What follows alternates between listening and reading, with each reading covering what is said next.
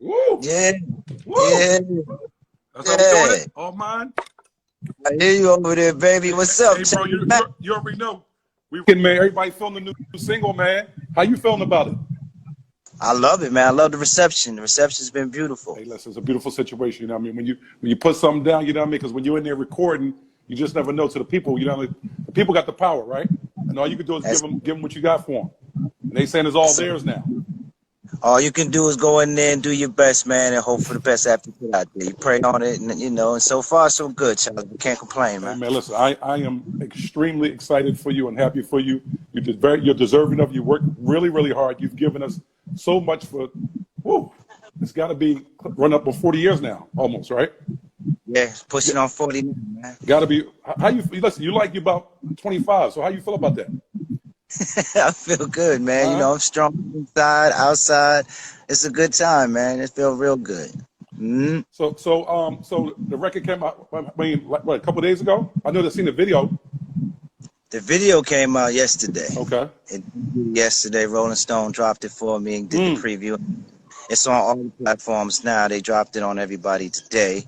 But the song probably had about a weekend prior to that, a week or so in, and you know, it's just been #1 here, #4 there, #6 here. So I got to do something real quick. I'm saying I meant to do it on the top, but I'm saying I had to play the all mine. But I got to give a shout out to Loretta, player McIntyre. Huge thanks and shout out to Loretta, the greatest executive assistant in the world.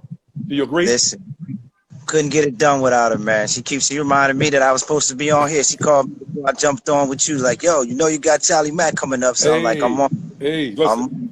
Hey, listen, Rizz. Yeah. I'm saying, you know, I mean, listen, I understand, man. You know, after a while, you're just like, okay, it's all a lot. But again, you love it. Do you still love it from the first time you went in the studio recording All Mine? Do you love it like you did when you actually recorded Candy Girl? You love it that much today? I do love it that much, man. I really enjoy getting in getting in there and just watching it all come together. When you first hear a demo, or even if you're writing it yourself, from the time that you start. I love the creative process. I love maintaining it. You know what I'm saying? And I actually enjoy doing the work behind it to make sure that it's heard and that people can see it. I think that's a big part of why it becomes successful after a while, because you still love making sure you do what you need to do to make sure people hear it and all this. But yeah, just like I went in the studio the first time with Candy Girl, when you feel like you're working on something that's that has that potential behind it, it really does excite you to put all you can into it and make sure that it's going to be all you can do to it. At that point, you let it go. But yeah, it's just as exciting as it was day one, man. Did who actually brought you the record? Who brought you the record? This came from Johnny, JG. JG. Yeah, Gills brought. This was actually something that was supposed to be. It was sent to turned in for him. And he heard it and said, it sounded like my brother, man. And so he called me up, said, RT, I want you to hear something, man. I think this is you. It got you written all over it. I heard the song, and I immediately heard what he was talking about. I felt this sounded like something that my vocal style, that, you know, my whole style.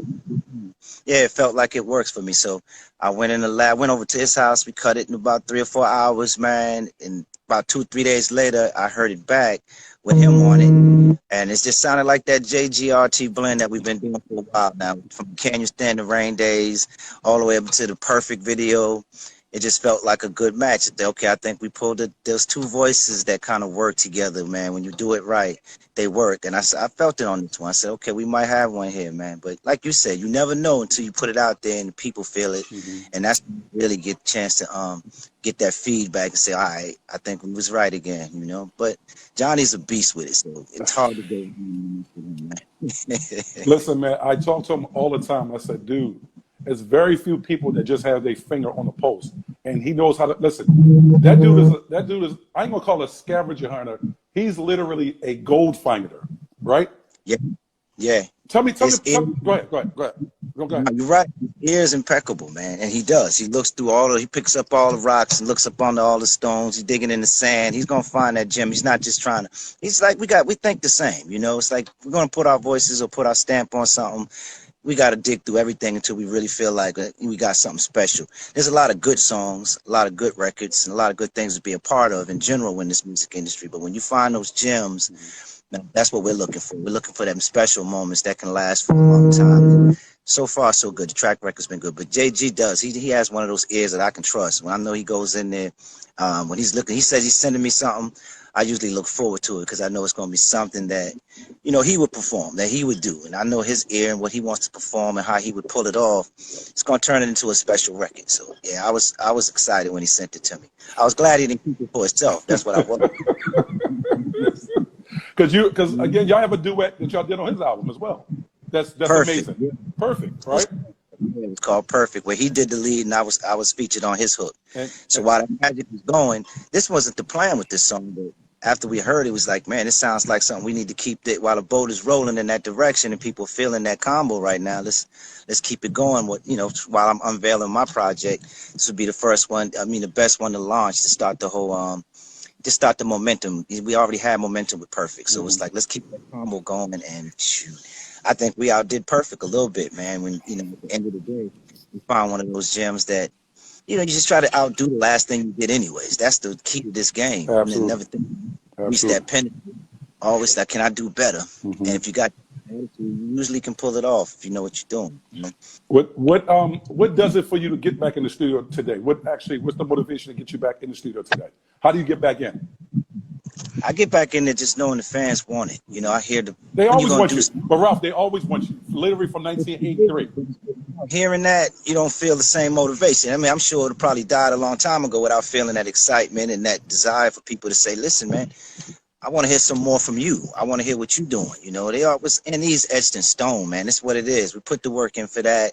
We got the Hollywood Walk of Fame. We got the story told behind the group. It's like, you can do more, obviously, and we will. There's more records to do, more touring to do. If God willing, everything works out as supposed to, we'll get back to that. But, on my own strength to get back in there and do some more stuff. It's like, when are you going to do something? And that's what motivates you the most. Go in there and say, okay, let me see if I can continue doing what I've been doing. Lay down some more of my own bricks. As I move along in life and get older, you figure I put a lot of work into New Edition, a lot more than I put into my own self. And so watching Johnny do his thing, again, another motivator and motivation just coming from watching him align himself up, not needing companies, putting his own company together and team. And he hit me up and said, man, listen, we got to do you, man. We got to get you back on the scene. And that was all I needed. That between that and the fans and my love for the music, Charlie. I really do love being a part of this industry. So you love it, okay. Yeah, it's something I still enjoy doing, man. It's not about check for me. It's about how can you get back out there and do more of what you do and be successful at it, That's the motivation I need, man. When I feel those combinations come together, this time was about making sure I had the right team. And between Johnny's team, the team that we aligned ourselves with, we did a joint venture with J Skills Records and my own Tap Records, and we went and aligned up with SRG Records. And between that team, I just felt... Hey Ralph, I think the mouthpiece is covering up. I don't know if you got your hand on the phone, but the mouthpiece is covering up. Can you hear me better? Right now I can, yeah. Let me see. Okay. Yeah, but between... you kind of going in and out. So I think... All right, maybe there's wind out here too, blowing on... Yeah, go ahead. Listen. Go ahead. Overall, when I felt those teams coming together and you got the right people to push it and make sure, they're serious about it, that gave me all the motivation. I said, it's time to go, because I've tried it in the past and we've had some slight success and this, that, and the other, but I always felt like the industry changed so much. If I'm going to do this again, I want to see it. I want to make sure I'm doing it with people who understand me, my past, my music, and my audience, and I felt like I put that together. Johnny is a no given. That's my brother. He knows where I come from. He knows what I'm capable of in the studio, on the stages. He knows the fan base as well. So it was a matter of me and him lining it up with somebody else that could feel that same, that understood that same vision and that same, that same backing, that same support system that we come from. And when we got that, it was time to go, man. Now we're in there to finish up this project, finish up the album, so we can follow it up with some more. Okay, you still a little. It ain't necessarily windy. It's more so covering up the microphone. Where's my microphone now? It's underneath the phone. You got an iPhone? Nah, this is a Samsung. You can't hear me right? I can hear you. I can hear you now, but it just seems like you're cupping it, and it seems like you're releasing them. Seems like you're cupping it, releasing, cupping it. So I'm gonna hold it from the back like this. I got one of the things on the back. Let me see if this works. There you go, right there, right there, right there. Okay, here we go. Okay, so speaking of the film, in the film, when Johnny first came in, it was some, I guess, rightfully so, resistance. But then now y'all have a real relationship. Tell me about, again, because they gave us a little bit in the film. How did you really nurture and cultivate that's your brother, and you accepting, you know, his ear, accepting what his gift? Like, tell me about the relationship that you and him have. Well, see, honestly, there was no bad blood coming into the group. Okay. It was just the way it happened. I didn't even know they was putting it together like that. I didn't know he was. The rest of the members was kind of well, you know, Bell Biv DeVoe, if you recall, because Bobby was already doing his solo thing. He was already gone, so it was just the four of us. And I heard about it through Joe Busby. Joe Busby called me and told me, you know, Ralph, I don't need a new edition without Ralph Tresvant. And so when I started, like, what are you talking about? You know, so I heard it like that. So it was no bad blood. Me and Johnny was friends from on the road, doing shows and stuff together throughout the country.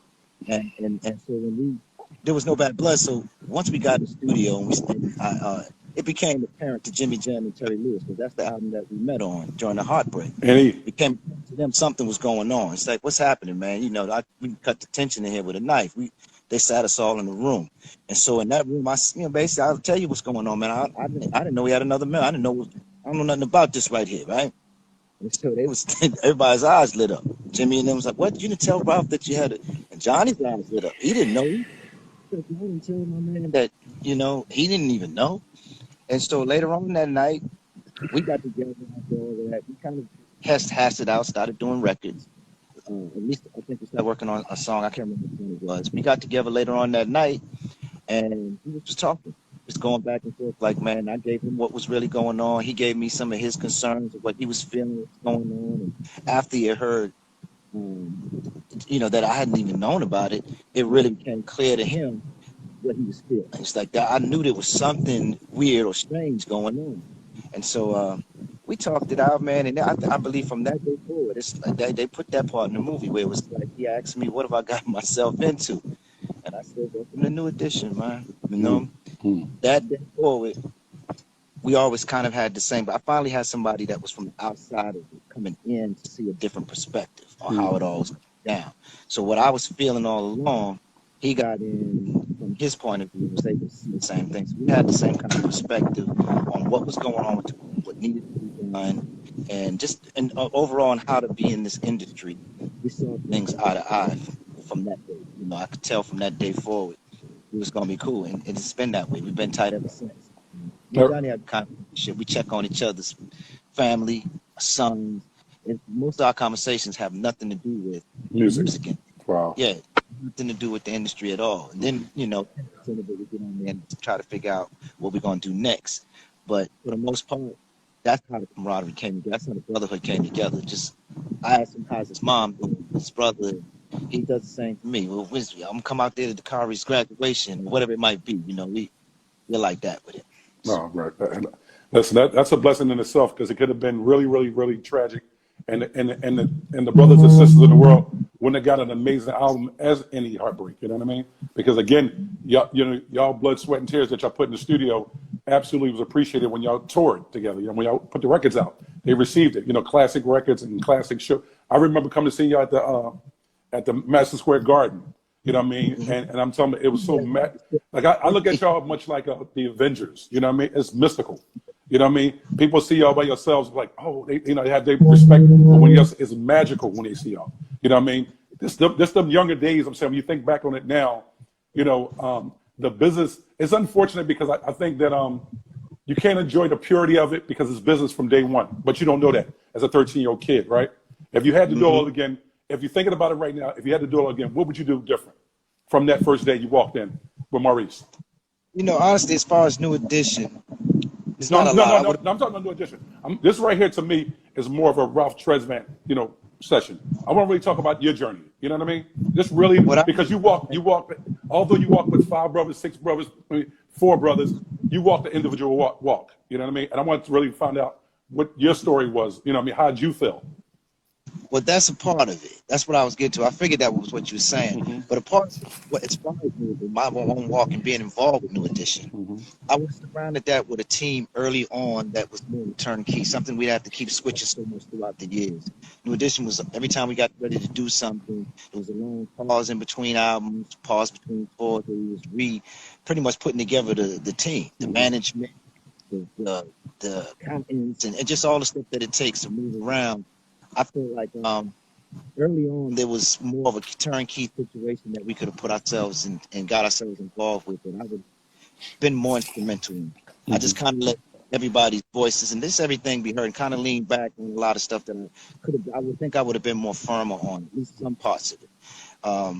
As far as my own self, I would have put a whole lot more time in taking advantage of a lot of the opportunities that was arising for me throughout the year. Early on, I kind of pushed it to the back just to make sure I just had room to be ready when it's time to move with New Edition. Mm-hmm. That would seem like out the gate, my main goal was to just make sure New Edition got where it was supposed to go. And so when things would come to the table for me that I could have secured my own legacy or my own bag or own TV shows, whatever it might have been, I always kind of put them to the side. And I think if I was to look back, as I look back, I wish I would have took more advantage of those things.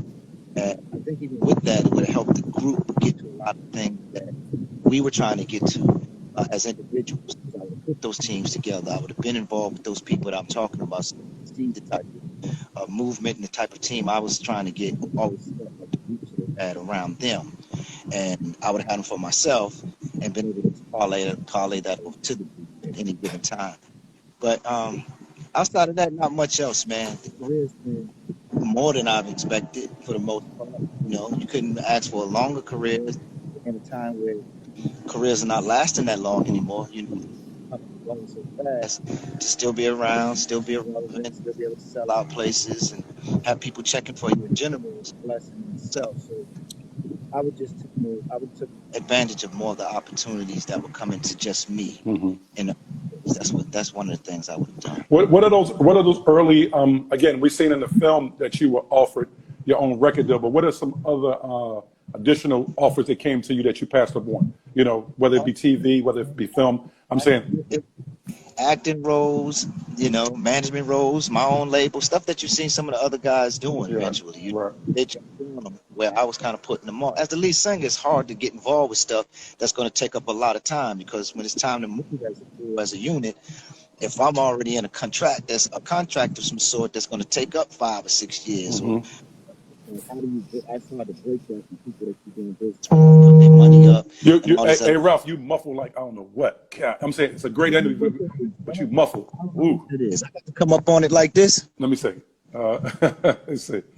Right, all you can see is my glasses. Right.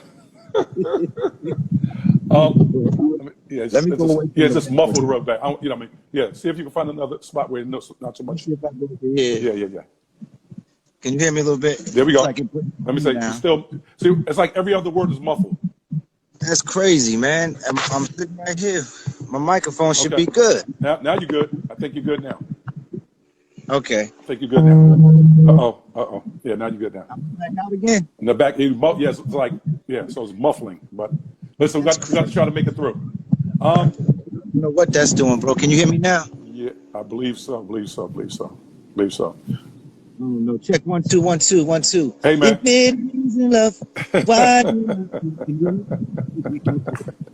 That's how you gonna do sound checks right there. That's how you gonna do it. You gonna do the women like that. You gonna do the ladies like that. That's how I do it, man. I gotta make sure it's working. Absolutely. Froze up. You know what I mean? I'm the boss. When did you realize that? What stage of your career did you realize that? I never really took that attitude. Be honest with you. Okay, well, let me rephrase it. When did you realize I'm saying I'm employing a lot of brothers and sisters, but the business of Ralph Tresvant is not kind of like on par where it need to be? I realized that early on, that we were employing a lot of people, that we were getting jobs, we were able to offer people better situations in terms of income, feeding their families. I realized that, you know, I was damn near the Candy Girl. Oh, Candy Girl. Damn near the Candy Girl days. And during that day, I had family around me that was very smart, and they would always tell me and make me aware of those kind of things, you know. So that was what was always important about it as well. Once you have that, like what I'm saying about the turnkey situation, we used to use the same band. It was about using the same people that we already pulled out of those situations and gave them situations. It was hard to just, if you just stopped all of a sudden, you knew all of those incomes was going to disappear. Got it. All of those lives were going to disappear for people. So I got that early on with that. So that's why I was always, it was always important to just keep hustling, keep grinding, keep putting out records if you can, keep doing tours and just the things that offer those opportunities for the people to have work and feed their families as well. You know, I saw that journey carrying the Candy Girl days, to be honest with you, Charlie. Right. And so by the time you did Mr. Sensitivity, I'm saying at that point, did you took the reins, or did you still kind of like, give the business portion? Because a lot of artists don't want to do the business. You know what I mean? They don't want. They just don't want. It's called show business, but they don't want to do the business. If you don't take care of the business ain't gonna take care of you. You know what I mean? And I think with you all, I always talk about. It's amazing to me. I want to answer that question first. In terms of the business, what do you feel about handling the business part of it? I always was involved with it. I always felt that it was important that at least from when it comes to where's my money going, who's counting my money. I heard Richard Pryor say once when I was little, he said that one of the craziest things he ever found out as he started making money is he hired somebody to count his money. And he just found that. He was like, man, listen, where did that happen? What part? Because I can count my own money. I'm very good at mathematics. And at the end of the day, it became one of those things I heard from him. And he's saying in terms of one of his jokes, but he was talking about he would bug his counting all night long. He would call him in the middle of the night. How much money you say I had? Wow. $4 million. Bring it over. You know what I'm saying? I want to see it right now. He was making a joke about it, but it hit me hard. Like, okay, listen, that's something that I need to be really on top of. I don't need nobody to count my money for me. I really don't, especially the level of bills that I had. It wasn't that much, but I couldn't make sure I was maintaining my not what was coming in. So I really felt like that's been an interesting part of just I always wanted to be involved with that since day one, making sure I knew where the money was coming, the next opportunity was going to come from, and even into the creative side of it, who he's going to work with records and stuff like that. Well, what we wear, I always wanted to be a part of all that stuff. And so the business side of it was always important. And that's what I mean by having the right squad. There's people that I've watched come in the game after us or based on us. We helped get into the game, who put the same team together, who got involved with the same people. They work with them same people today. And whether they want to set up a tour or if they want to do new merchandising, a cruise ship, whatever it might be, do movies. They always call one person at the top, and like a domino effect, it comes right down the line until they hear what the deal is. What's the offer? What's the bid? And it just always felt like I never felt that kind of consistency with the crew. Got it. But as I started doing stuff with sensitivity and by myself, and I started learning those are all things that I handled daily on my own because I had more control of that. It's not as many heads after one thing to go through and get approval with, or we have to be on the same accord with. Whatever I felt like I wanted, or who was the best people for the crowd and all that, I was able to do that on my own. So You're very muffled now. That's crazy, man. No, you was good. I think the way you were good for a hot second, then it went back to being muffled again. Probably because you're outside. That's all. I think it's the wind. Yeah. Every now. You on that water? You on that water, huh? Yeah, I'm right here, man. Hey, man. So when there's a little thing that breaks. It's breaking the wind from me right here. I hear you good now. I hear you good. Try to hold it like this, man. Let's jump in about what's going on in the world. Because you have sons.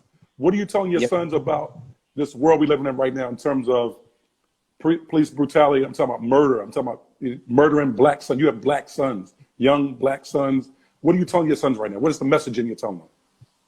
I mean, it's really tough, man. The main message I'm telling my sons is right now, my sons are very isolated. They're not moving around like that in situations where they can be in the wrong crowd at the wrong times for the most part.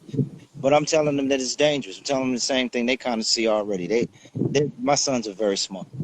But in terms of black men out here right now, it's very, very dangerous. And at the end of the day, I just tell them that my kids are really isolated from the world. They're doing the kind of things and the type of business that, like, my youngest son he's in the stockbroking Oh wow. and real estate. So he don't have to really mingle at the clubs or hang out in different places where you can really invite that stuff. You don't need to be out at night in the wrong hoods at the wrong time, although that could be anywhere at this point. For the most part, I just keep them aware. We're sending links and different things all the time to what's going on and showing them what's popping. And they see it firsthand. You know, they came with the mentality that I came up in, coming out the projects, coming out of Boston in particular, where it was segregated. I got forced bus to school. All this kind of stuff was going on. So they kind of came up with that awareness already. It's not nothing new to them. My family's been about that. It's been about protecting ourselves, protecting and being extra careful. But right now, I'm just telling them just that: be extra careful, because it's the climate out there. So it's just at an all-time high. We've never really seen. It's been a long time since we've seen it here. So at the end of the day, just really batten down, do most of the things, more of the things that you can do, isolated from all of that, man. You know, where you don't have to be encountering the police, you don't have to be encountering supremacy and you know, different groups like that.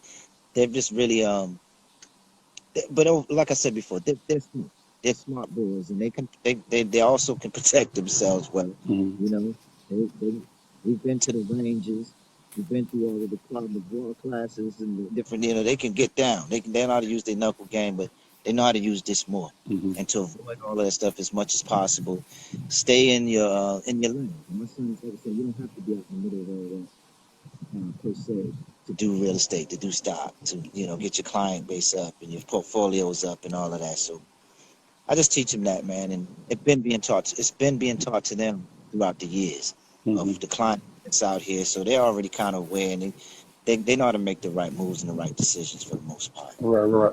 So again, you grew up in Boston, Mass. There's Yeah. definitely a presence there.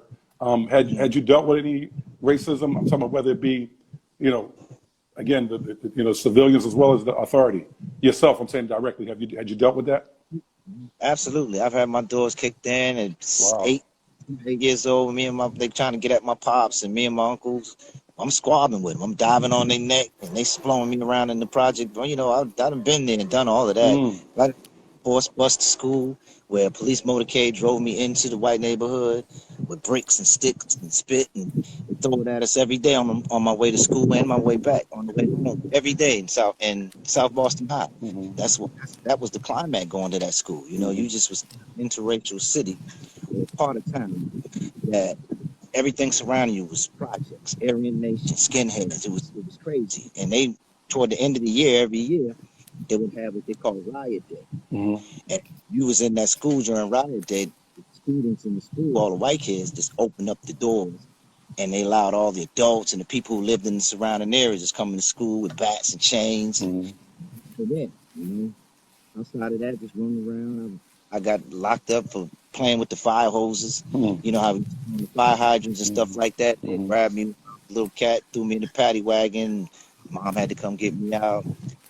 I've seen a lot of it. I've seen a lot of it, man. I've dealt with it in Boston. I've dealt with it in California, where I'm driving around in a Porsche, areas that don't look like it's supposed to be. Me down on my stomach in the mud in the rain.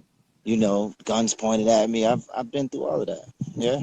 Do you think some of it, again, you know, you said right around the Porsche at that point, you know, you're always Ralph Tresvant, but at that point, you know, I mean, you are a known, you know, performer, entertainer, and surely they knew who you were. You know what I mean? Do you think that worked against you, or it worked, you know, did you think it worked against you? Oh man, they would make jokes and stuff, man. When they find out who I am and I give them my license and stuff, they would come to the car and say, "Hey, listen, I want your autograph," and hand me the ticket to sign my autograph on. They would clown me, man. It was real. They knew who I was. There was one point they knew my car so bad because I stayed in California, but never switched my license plate from Massachusetts. Right. So to the point that they were stopping my boys, different cats I knew out there, telling them, "Hey, when you tell your man we looking for him," you know what I'm saying? They was looking for you. Yeah, it was like that for a while. They was looking for me. Yeah, the white Porsche with the Massachusetts license plates was popular. They was trying to get at me, man, but You know, I always was clean. They could never get at me. I didn't catch me riding dirty or nothing. So I Nah. was always able to keep it moving. But you know, who knows? It could have been any given night that could have been something different. Because I wasn't always riding clean. But for the most part, when I did get stopped, and especially in different areas, not in Boston, Boston was a little different. You know, like I said, the climate out there was just nasty overall. And it was more of a celebrity thing. I think that did work against me, but then at the end of the day, it worked for me. There was a couple times where I needed the place changed, and somebody said, "All right, man, because I'm gonna let you go on, man, and keep it moving." You know, so I've had it on both sides because of the celebrity. But the initial stop was always because I was just a black brother driving something fly and had a carload of cats in there with me, and you know, it was that kind of thing that I knew that's why I was getting pulled over in the first place. Now, of course, new kids, you know what I mean? I know you have a relationship with them. I have a relationship with them. Those are our brothers, right? You feel that way about them? Yeah, that's my people. Peoples, right? So did you hear about the Mark Wahlberg incidents years ago, you know, in terms of him beating up on brothers and using the N-word, I mean, aggressively quite a few times? You know, had you heard about it recently? Recently, I hadn't heard about it all these years, but not long ago, I was reading something or someone told me about that, and yeah, I just was privy to it at that point. But I had never heard about it up until that point. Yeah, yeah. And huh? What'd you say? Mark was a little more isolated than everybody else. He You know, was. it was Donnie, and mostly Donnie. Donnie was the one that's about moving around. That was my man. It still is. Still my guy too. It's my bro. Exactly. He's a good dude overall. And, you know, I think that we was in that climate, man. I mean, it's just how it was. And I didn't know. I've learned through Donnie and Marky that they were doing the same thing I was doing in reverse. They was taking them and police escorting them into the Roxbury areas, into the black schools, and integrating they're busting them in. Yeah, so they was doing it vice versa. I just knew that I was going out there and going through, you know, through the police escort thing. But they told me years later that I was forced bust into y'all's neighborhoods. Wow. Yeah, it was going backwards, man. It was going back and forth with it. Did it seem like when Maurice came with them, did it seem like he was trying to compete or replace you all with them? How did it feel to you? Initially, his goal was that was a replacement. That was his uppercut back at New Edition initially, and this was known because of the court case. The court case, when he first went to court with us, he was trying to sue us for the name, right? New Edition, but he lost the first half, but half of his fight was, or his point in court was that he could have did this with any 5 guys. Wow. So when he lost, he said that he was gonna go get him 5 white boys. He's gonna put them together and he's gonna blow them up again. But he wants that name. He wants to use New. Wow. He was gonna give new kids on the block the name New Edition. Oh, but because he lost the name, he first came back and when he lost the first case, he came back and he said, well, because he didn't come up with the name, it wasn't something that he came up with or invented, so he lost that case. So he came back with the rebuttal that I made the name popular. So I'm the reason why the name is big now. And I'm gonna tell you why they lost their case is because everybody at that point knew the entire group, not just by notation, they knew the members. That's true. And in that part of that joint I wrote, when I put that Ronnie, Bobby, Ricky and Mike, the girl from Kid, yes, that solidified us as individuals instead of just this name New Edition. So by the time we went back, the judge, he ruled that no, they no longer just known as New Edition, but members of this group, Ronnie DeVoe, Ralph Tresvant, Ricky Bell, Michael Bivens, and Bobby Brown, are known as New Edition. So you couldn't take this name and give it to somebody else, which was his intention. That was what he said in court that he wanted to do. That's how it went down. So when he couldn't get that, obviously it came out with new kids. This is the new kids on the block. They had to throw that in there somewhere, though, right? Hey. But it is pretty amazing because a lot of groups are known. They're known for, like, again, they said that's boy. They don't say that's Nate. They say that's Boys the Men. They'll make one person the whole group. Where y'all successfully, again, individually, you know, were able to be again identified as your own individual name as well as the group. You know what I mean? So and so was that conscious that you did it, or you kind of just did it without thinking? Nah, that wasn't part of the plan. was right out here in Cali one day, and I was writing. I think that helped to be a big part of it, because I was doing all the league, getting all of the fan mail. You know, it was just ridiculous. A lot of people was focused on me at the time, as lead singers. They do with lead singers and groups. You know, a lot of people focused on Mike, like I did. But eventually, you get to know everybody. I knew Randy, Jermaine, Jackie. You know, I knew the rest of the group after a while. So it was just a matter of time. And by the time we went to court, we was going into the second album. We was on the Cooler Now album. That was out there. And again, it was already starting to identify the members of the group individually, and had each member starting to have their own following, of which girls liked who the best, or which guys knew who the best. You know, that kind of stuff started developing. And again, that Ronnie, Bobby, Ricky, and Mike, that etched in everybody's head so well that from that day on, everybody knew the group. They knew the members. So without thinking, you did it just without thinking. It just wound up working for you. Just a part of the rhyme that I was trying to say that, you know, I was mentioning my guys that if y'all messing with me, you know, who cares who you like? I was just a part of the song. Wow. But that kept us our name, man. It paid dividends big, huge. Yes, indeed. It really did, man. Or we would have had to name ourselves something else. Sure. Oh, really? So you feel like that's the thing that actually allowed you to maintain keeping the name, retain the name.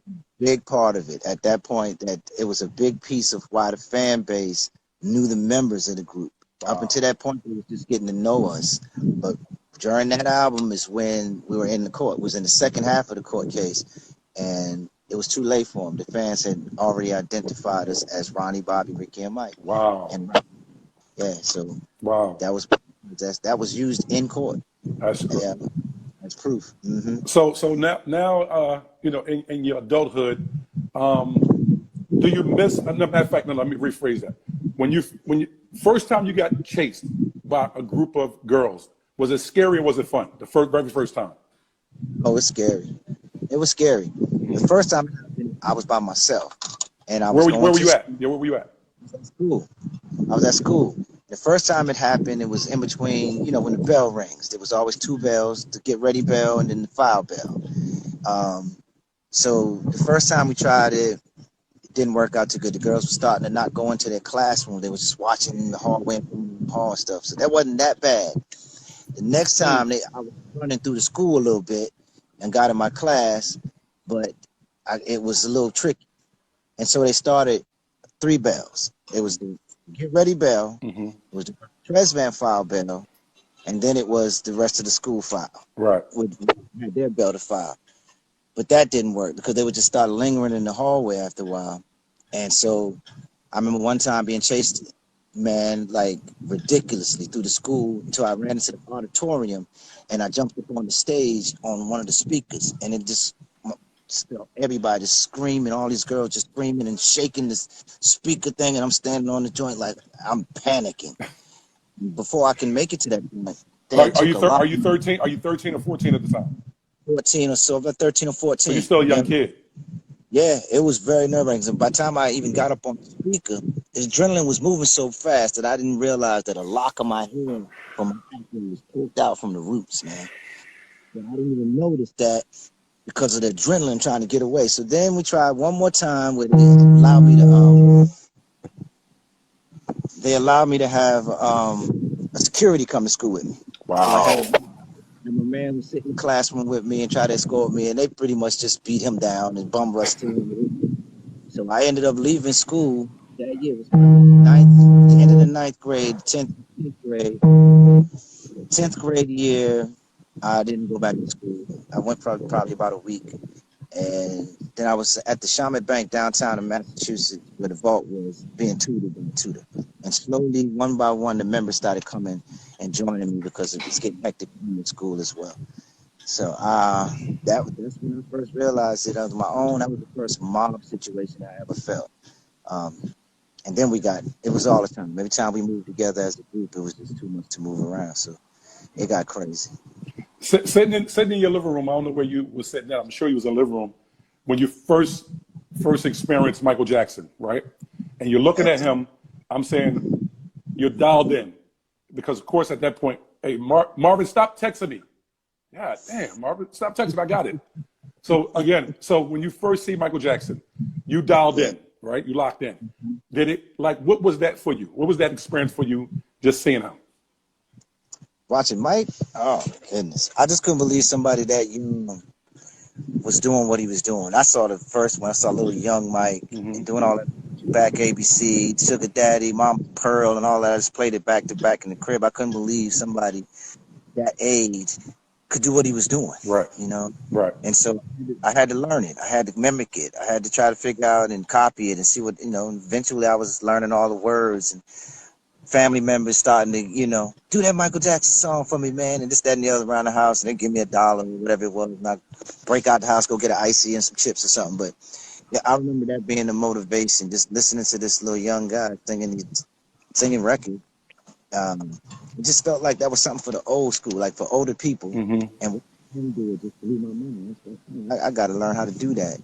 From that day on, that's what I was doing, like taking all his records and learning them, taking Heat Wave records and learning them, and just taking records and learning them so I wanted to be as good as I saw him being on records. That was my intentions. And so by the time I got to the studio with Maury Starr to do Candy Girl, I was real familiar with how to mimic Michael, especially young Michael. It was a matter of just give me the notes. What am I supposed to say? Candy Girl. That give it to me. I was in the lab, knocking it out. And that's how that came about. Michael was the biggest. He was a huge influence, as was all Motown, man. Smokey Robinson, especially Marvin Gaye and Stevie Wonder, Temptations. You know, all these cats in our household as legends. They were just, my family played them at all the functions. I played them. I snuck in my father's Stevie Wonder collection and risked getting towed up many a night.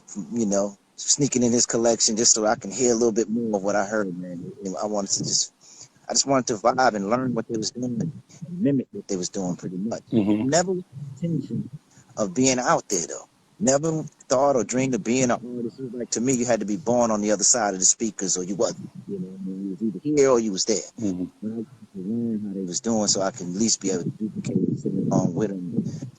You know, man, I was real fluent at that stuff. Hey guys, next thing you know, I was real fluent at it, man. You know, just being able to catch on, hear something, and then mimic what I heard. So it seemed strange to me when I was playing for my friends. So, you know, I would do a song or whatever, Stevie stuff. Oh, if you really love me. And you know, do that right there, just how you heard that. And they would, oh, if you really. Did you hear what he did? Oh, if you really. Just like he's doing it. It wasn't that easy. You know, and that's when I started realizing, okay, this is not something everybody could do.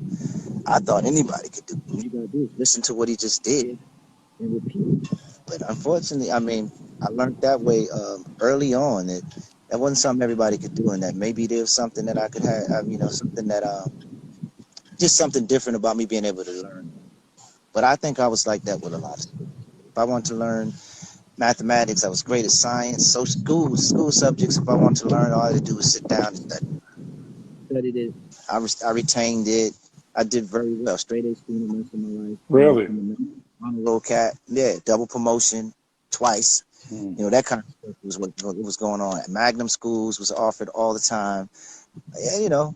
So I just figured it was a thing that my parents was teaching me, you know, how to be, when you want to do something, do it well. But my mother was self-taught of a lot of stuff. She taught herself how to play the piano, tap dance, great artists, poetry. You could do poetry.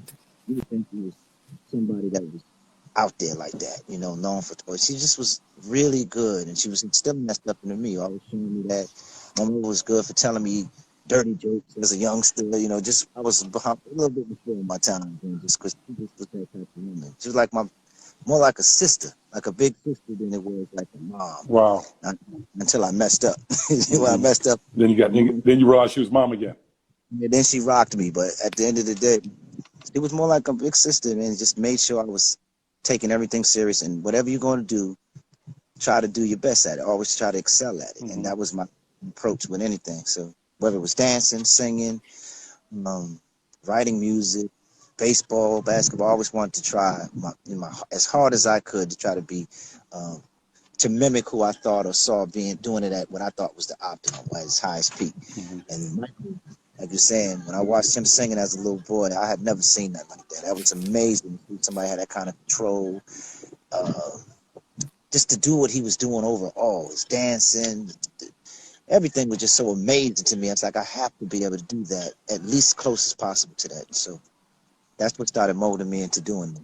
I liken it to Kobe watching Michael Jordan and just locking into Michael Jordan. I don't know, because you mentioned Stevie, you mentioned, Smokey and them, but I'm saying in terms of the biggest influence as far as I'm saying dialing into channeling, what's the Ralph Tresvant voice and stage presence? Was it Michael, or was it somebody who influenced you the most? Like who did that for you? It would have to be Michael. It was across some of the cats growing up in the projects. Okay. There were them in the bricks that would just do little things, and oh man, because it wasn't a lot of that happened on TV. It wasn't videos and all of that stuff back then. Every now and then you see a variety special or something would come on. Michael doing the robot and all that. Every now and then you see that. But around the way was the biggest influence. These cats was just the block parties when you watch people dancing and you watch people getting down in those environments at the different parties. Soul Train came out. Was watching how they was moving. We got a chance to get a look into the dance scene a little bit more in there. It's a combination of what the streets was doing and what was coming up in those areas. It's Michael Jackson. Yeah, as far as the overall swag, then we come with the voices. It's Michael, Stevie. It's Michael, Marvin Gaye, Stevie Wonder. Those was my huge influences vocally, coming up. And then there was a time where Evelyn Champagne King was killing me with her love come down. Ooh, you make my love. That stuff was coming out. I was like, ooh, listen to them harmonies. That ooh, so fine, so fine. I was getting it in. So it was those kind of things, harmony-wise, that I started ringing. But when Michael was there, you gotta leave that 9 to 5 up on the show and just enjoy yourself. When I was listening to that, mind blown. There was no big influence in my life as far as dancing, singing, performing, how to optimize what I thought was the most special sounding type of voice. Did y'all ever have an opportunity to kind of just sit down and have a one-on-one, you and him? Not on that level. We had the one-on-one where we visited his house and he showed us Thriller in his theater before it came out. No, I'm not talking about us. I'm talking about you. Did you have an opportunity to just kind of sit down and just him exchange with you about what he felt about your craft? You ever exchange with him? That's the time period I'm telling you. Okay. That's it. Okay. It was during at his crib. That was the only time we had that kind of one-on-one time with Michael. After that, what was that conversation? That conversation was, he loved this the Yen video. I like what you guys are doing. You remind me so much of us when he's little. And give us some pointers in terms of just keep working hard. This, that, you look like I love the choreography and the style that you guys have. And again, it was more surreal. So you're taking all this in, and I remember it for the most part, but there was no real. It was more all in passing. We were on our way doing something else. I said, was going to work. The Thriller video in his house, or we would play with his zoo he had outside. We passed him. I'm thinking about, man, we getting ready to get llamas out here, and I'm not really hearing. I'm hearing it, but it wasn't that sit down. You understand? Right. You didn't get that one-on-one. This is what you guys need to do next. Maybe let me bring some people in that can help oversee your finances and make sure that you're in the right hands with terms of management. Yeah. Those kind of conversations with Michael. Yeah, because he was probably one of the shrewdest businessmen that I actually encountered. If you knew that about him. Yeah, Michael was a beast. He was coming outside real shy and sweet with his voice real tough, but we got in that room. Yeah, it was did you pick up any of that off of him? Did you pick any of that stuff up? Just kind of like those little intricacies and things like that. He was more human than I had saw up to that point. That was it. Just Michael was straight up real human. Right. He was very comedic. Like he took Khalil. You remember Khalil Roundtree, right? Yeah. He was always still standing around with his tough face on. Every now and then he's smiling and stuff. And Mike came up behind him and threw muscles around his neck. Boy, around python, whatever was around his neck. Almost faint. He turned into he buckled all the way to the ground. Like this was the funniest thing he ever seen happen. Wow. Buckled to his knees. He was that kind of guy through the whole thing. He showed us some of the clothes from the Victory Tour and let us feel how heavy the pants were that they were wearing, and they was heavy. These was real rhinestone. These pants itself was more than probably all of our outfits put on top of each other, man. And he's kicking his leg, and I just couldn't imagine. Showed us the wig from the Wiz and stuff Wow. like that. Wow. He was mostly in the crib, just vibing on that kind of stuff, man. Just being awed that we right here with Michael, you know, hanging out. He gave us some jewels here and there, but I was just more awed about the whole experience of being there. And Latoya, Janet was there, and all of us trying to follow them around. Yeah. Listen, that had to been something else. All y'all trying to get at her. All 5 of y'all. Man, listen, you better understand it, man. They kept coming to get me because I was up in the rooms. How often would y'all do that though? Like, how often would y'all see one girl and all 5 of y'all trying to get at her? How often did that happen? Not really that often. It had to be a Janet or somebody like that. You know, everybody saw on the TV. It had to be a Tootie. Or, you know, Fields or somebody. Yeah, it had to be somebody like that everybody was trying to do. They make their move. Ricky was the fastest. Ricky was the fastest. Ricky was that's why we call him Slick. Ricky, before everybody really knew. Before anybody even knew, he already got the number and the whole shot. It was like, yeah, I already got that, man. Don't even worry about that. What you talking about? You already got. We just walked in the door. How did you know what I'm saying? Rick was like that with it. Speaking of the fastest, when you did Any Heartbreak on the record, y'all did some skits about JG being the newest guy. You know what I mean? So he had to be the last guy. How did y'all treat him? Did y'all like in basketball and sports? They got the rookie. Did y'all treat him like the rookie? Initially, everybody, because Johnny would come in and he would have on shiny pants and cowboy boots and stuff. And we called him Trusty Boots. Yeah, he would put his Trusty Boots on. His Trusty Boots? His Trusty Boots, yeah. His Trusty Boots and his Vaseline slacks right now. He went through for a minute. Then Johnny just flipped. Johnny started coming in there. He started working out. Yeah, he just start getting sliced up, right? He turned on his Johnny identity, man. He came in with his button-up shirt and his chain on, his abs popping. He's like, ain't no more talking about the skills. The pressure was on. He had to step up, right? It's like, now we ready. Now we ready. Ready now. Now we ready. Now we ready to do it. If you could do a Michael Jackson song over, what would it be? What's your number one? I think it would be Off the Wall. Off the Wall. I just love that, and the energy of what that song brought to me. Changed my life. Wow. Why didn't you ever record it? I don't know. I really don't know. My own identity, man. Out here just doing my own records, trying to put my own lane out, and because of that, I never even got into doing no remakes. Yeah.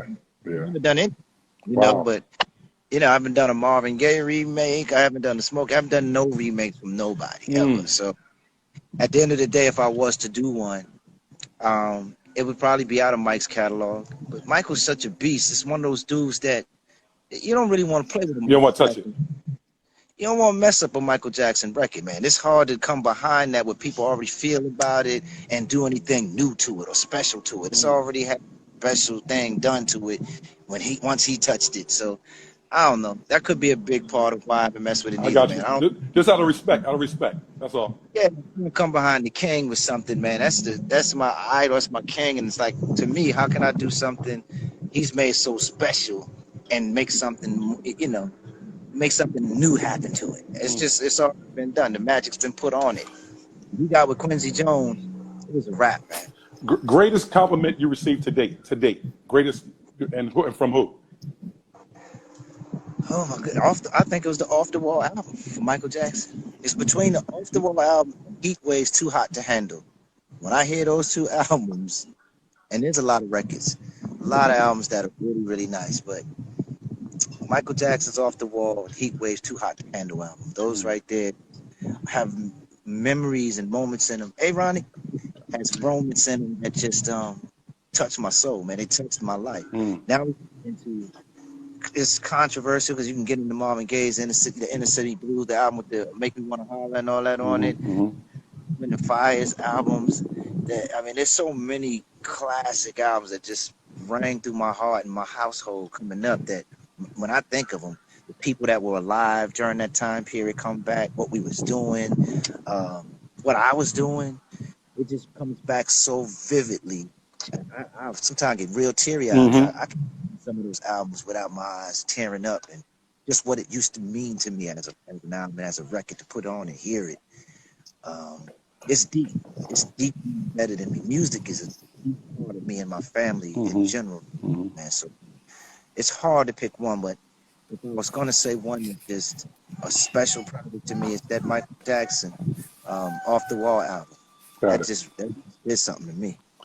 Brother, listen, I really could do this with you for about forever. You know, Honestly. we fans, man. Always. You know so much of me. You I know so know, much. man. I know, man. I know. Yeah. But I'm gonna be respectful to the time, you know what I mean? But I just want to ask you one question before I leave. That young Ralph Tresvant out here, you know what I mean? That young cat that's sitting in front of the screen right now. What do you tell him? What do you tell young Ralph right now? I tell young Ralph to keep practicing, man. Never think you know it all. You know, never toot your own horn. Always run everything by biased opinions, and make sure that what you think you're good at, other people are saying that, not just you. I watch too many people go out here and think they're good at something, but they really need more work. You know, so stay positive. Always work. Mm-hmm. Practice, and always look for biased opinions about what you're trying to do. Mm-hmm. Stay close to your family. Never get big-headed. Never lose where you started, where you came from. Your motivation for wanting to make it is usually from where you started from. You know, I heard a quote from a movie once said, "You know why we gonna make it? It's because you know why we gonna always be all right. It's because we started with nothing. We still got plenty of it left." Mm. Yeah. So when you can work from having this mindset that you still got plenty of nothing left, there's way more to do. That's going to keep you pushing for more, and you can never help everybody. My grandmother told me that once. She said, "Baby, you can't help everybody." And I told my grandmother, "But I got to try, Mom. I got to try, Grandma. Mm. I got to attempt it." So that's my motivation for the youngsters. Always use your family as your motivation for why you want success. There's more people than you that need to get out the bricks, that need to eat, feed families. As long as you can see um, your ability to help them through what you do, it's going to push you to higher heights, man. Real talk. Brother, I really I don't do buys or I do see you laters sometime. I just want to say, listen, be blessed. May God keep you. May God bless you, cover your family and your walk. And definitely, brother, that record got to go number one, number one, number one, number one. Listen, ain't no else for it to sit but number one. Thank you, Mac. I appreciate that, bro. You've always been there supporting us through years, man. You Hey, brought us through Philly, gave us some of the best accolades that you can come out of Philly with, some of the best awards. You've always been there with us, man. So I appreciate the love and always being there for me and my families, man. I love you, brother. Love you too, man. Be blessed.